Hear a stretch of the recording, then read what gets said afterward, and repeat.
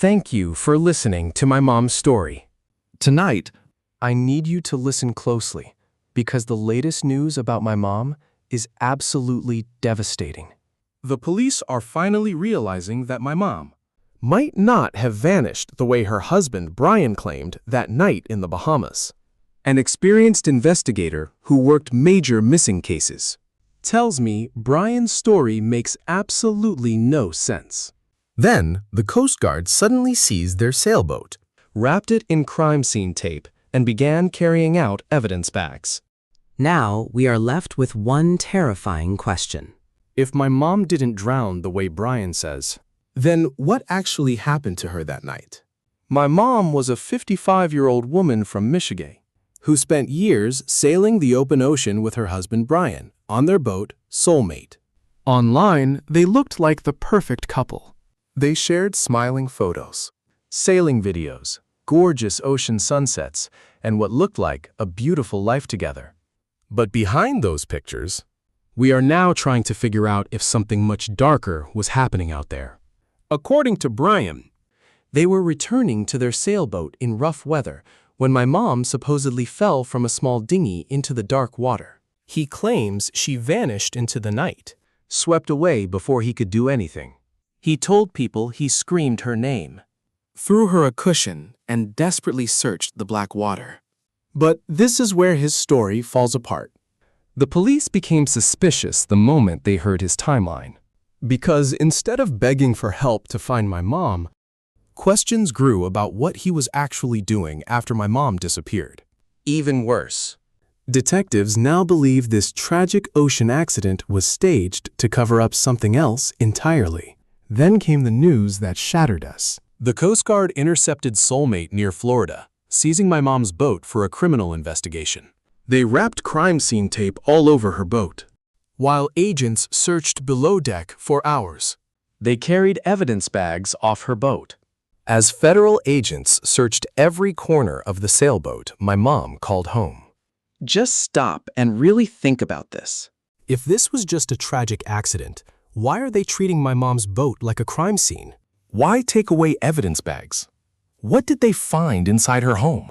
And why are they looking for witnesses who saw another mysterious boat near Soulmate right before my mom disappeared? I want to walk you through the timeline, his strange behavior, and the dark truth about Brian, and the chilling evidence that makes me wonder if I knew my mom's disappearance was never an accident. The deeper investigators looked into Brian's side of the story, the stranger it became. Brian claimed my mom fell from their small dinghy into rough water near the Bahamas late at night. He said the darkness, the wind, and the waves separated them in seconds. But one question started bothering everyone almost immediately. Why did his timeline feel so wrong? According to reports, my mom vanished around 7:30 that evening. But Brian did not reach shore until nearly 8 hours later. 8 hours alone on the water, after my mother supposedly vanished into the dark ocean. And during those critical hours, investigators say there was no distress call, no real panic, and absolutely no evidence of the kind of desperate behavior anyone would expect from a husband trying to save my mother. Just think about how terrifying that actually is. My mother disappears into pitch-black ocean water at night. And somehow, hours pass before he even alerts the authorities. That detail alone made me stop trusting his story completely.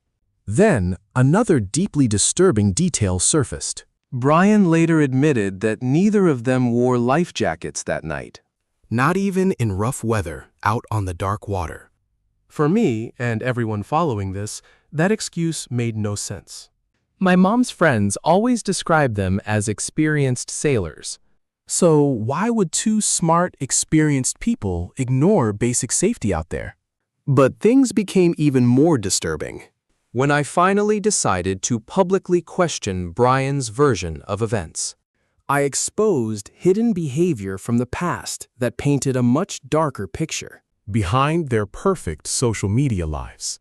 Suddenly, those smiling sailing videos of them didn't feel comforting. They felt terrifying. And while all of this was happening, investigators were still finding absolutely nothing in that vast ocean. No body, no life jacket, no personal belongings, nothing at all connected to my mom. That eerie silence from the water changed our entire search. Because now we were no longer just asking where my mother had vanished. Investigators were starting to ask what happened right before she ever vanished. Then came another revelation that made things feel even darker. A veteran investigator reviewing Brian's statements reportedly found massive holes in his version of events. Not minor mistakes, serious warning signs. And according to sources close to the case, what federal agents later discovered aboard the Soulmate might become the crucial evidence we need. When federal investigators officially seized the Soulmate, this stopped feeling like a tragic accident and felt like something far more sinister. The sailboat my mother and Brian once lived on was suddenly wrapped in crime scene tape as agents searched the cabin for hours. Witnesses reported seeing evidence bags carried right off the deck. And that single moment changed how everyone saw him overnight. because we all immediately started asking the same horrifying question. What exactly were investigators expecting to find inside my mom's sailboat? And then another chilling detail surfaced. Reports revealed the Soulmate was moving toward Florida when authorities intercepted it near the coast. But during that trip, the boat's GPS tracking reportedly stopped transmitting. That detail sent shockwaves through the entire case. My missing mother, an active investigation. Her boat tied to the disappearance, and suddenly the tracking goes dark. Now, stop and think about what that really means. Investigators were already questioning Brian's story before this happened. But once the GPS issue surfaced, Everyone began wondering if someone was trying to hide where they took her boat. Even I publicly questioned why strange men were suddenly operating the boat while my mom was still missing.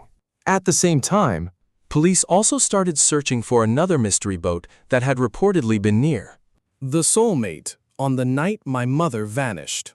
investigators believe the people on that boat may have seen or heard something crucial.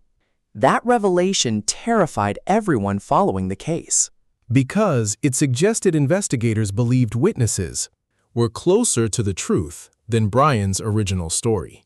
And then came the detail that pushed everything into an even darker place. Old reports of tension inside their marriage started resurfacing. Allegations of controlling behavior and anger issues. Claims that deeply disturbed everyone watching our story online.